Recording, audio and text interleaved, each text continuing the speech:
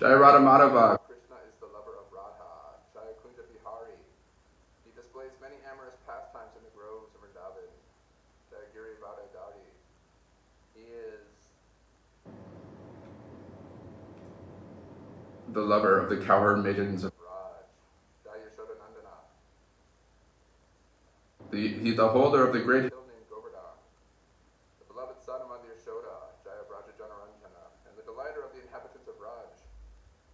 And Jaya Yamuna Tira Vanachari, and he wanders in the forest along the banks of the river Yamuna.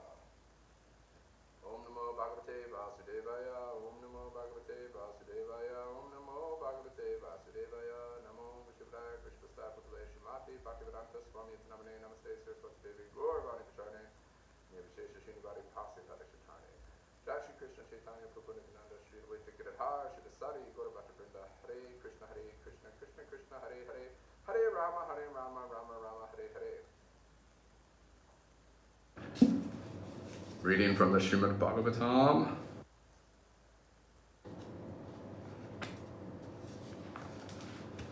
Canto 1. Chapter 3. Text 33. Etreme sada sadhupe praside swa samvida. Avidya yatmani krite yatati tad brahma darshanam. Translation. Whenever a person experiences by self-realization that both the gross and subtle bodies have nothing to do with the pure self, at that time he sees himself as well as the Lord. Purport. The difference between self-realization and material illusion is to know that the temporary or illusionary impositions of material energy in the shape of gross and subtle bodies are superficial coverings of the self. The coverings take place due to ignorance. Such coverings are never effective in the person of the personality of Godhead. Knowing this convincingly is called liberation or seeing the absolute. This means that perfect self-realization is made possible by adopting a godly or spiritual life. Self-realization means becoming indifferent to the needs of the gross and subtle bodies and becoming serious about the activities of the self. The impetus for activities is generated from the self, but such activities become illusory due to ignorance of the real position of the self. By ignorance, self-interest is calculated in terms of the gross and subtle bodies, and therefore a whole set of activities will spoil life after life. When, however, one meets the self by proper culture, the activities of the self begin. Therefore, a man who is engaged in the activities of the self is called Jivan Mukta, or a liberated person, even in the conditional existence. The perfect stage of self-realization is attained not by artificial means, but under the lotus feet of the Lord, who is always transcendental. In the Bhagavad Gita, the Lord says that he is present in everyone's heart, and from him only all knowledge, remembrance, or forgetfulness takes place. When the living being desires to be an enjoyer of material energy, illusory phenomena, the Lord covers a living being in the mystery of forgetfulness, and thus the living being misinterprets the gross body and subtle mind to be his own self. This is Maya when you consider your body and subtle mind to be yourself. And by culture of transcendental knowledge, when the living being prays to the Lord for deliverance from the clutches of forgetfulness, the Lord, by his causeless mercy, removes the living being's illusory curtain. And thus he realizes his own self. He then engages himself in the service of the Lord in his eternal constitutional position, becoming liberated from the condition of life. All this is executed by the Lord, either through his external potency or directly by the internal potency. Text 34. Yadiyesho parata devi maya vairashiradi mati sapana evati vidur mahimni swas mahiyate. If the illusionary energy subsides and the living entity becomes fully enriched with knowledge by the grace of the Lord, then he becomes at once enlightened with self-realization and thus becomes situated in his own glory. Purport. Because the Lord is the absolute transcendence, all of his form, names, pastimes, attributes, associates, and energies are identical with him. His transcendental energy acts according to his omnipotency. The energy acts as his external, internal, and martial energies by his omnipotency. He can perform anything and everything through the agency of any of the above energies. He can turn the external energy into eternal by his will.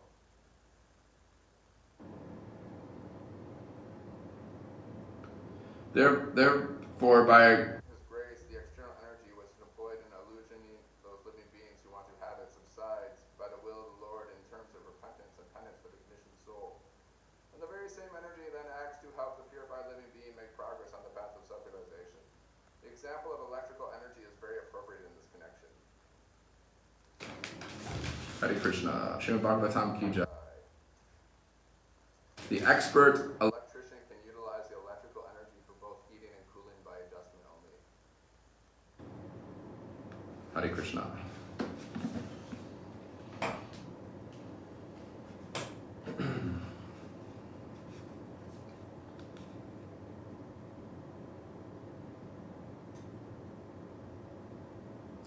A woman is never given independence. She is protected during her childhood by the father, and she is protected in her youth by the husband, and she is protected in her old age by her sons.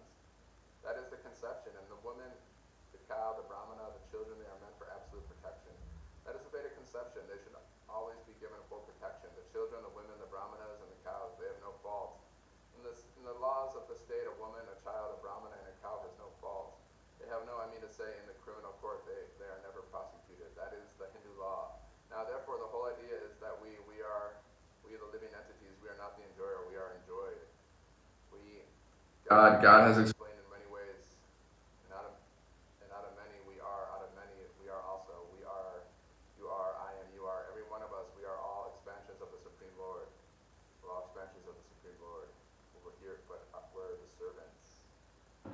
Our purpose is to serve the Lord, give Lord pleasure. That's the difference. But we're expansions. We're part of God. Sometimes people say we're one. Everything's God. We're all one. In one sense, we are simultaneous, one and different. We're all part of God, actually, but we're different. God is also greater than us. We're meant to give pleasure to Krishna. That's the whole purpose of life. Once you understand that you're meant to give pleasure to Krishna, then you're self-realized, and you have to act accordingly. So you live your life giving pleasure to Krishna. How do you do that? Simple. Hearing and chanting. Cultivating your own bhajan, cultivating your own Krishna consciousness. And spreading Krishna consciousness, but helping others. So many people, they're suffering because they're ignorant. They don't have this knowledge. Sometimes people, we take advantage. They don't have this Krishna consciousness. Very few people have this. Not everyone has this. Not everyone's aware.